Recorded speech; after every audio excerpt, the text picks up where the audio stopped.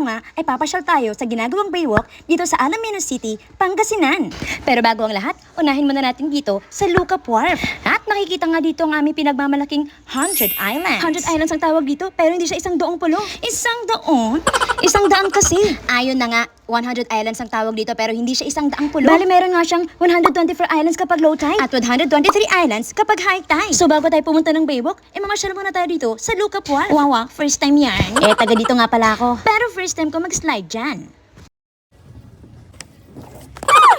Oh, diba? Ang saya ng bata. Marami din nang pwedeng mabiling souvenirs dito. Pack na pack para sa mga turista. Eto na nga, gumawin na rin kami sa ginagawang Sky Garden. So eto na nga, ginagawa pa lang talaga to. Malayo na, pero malayo pa rin talaga. So ayun na nga, marami nga ginagawang mga istruktura dito sa Alaminos City, Pangasinan na mas lalong magpapaganda pa sa aming bayan. At konting kembot nga lang nakarating na kami dito sa Baywalk, Alaminos City, Pangasinan. Opa, saan ka dyan, te?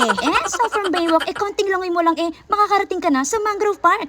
So umpisahan mo na, te. Dito mo nga muna talaga mararanasan ng konting katahimikan. Yung tipong wala kang kasigawan. Wala ka mo ng kaaway dito. Dahil wala siya. So, antabayanan nga nating matapos itong Baywalk Alaminos City, Pangasinan, ang bagong tourist spot dito sa Alaminos City. Pero sa ngayon, namnamin muna natin ang ihip ng hangin, alon ng dagat, at peace of mind.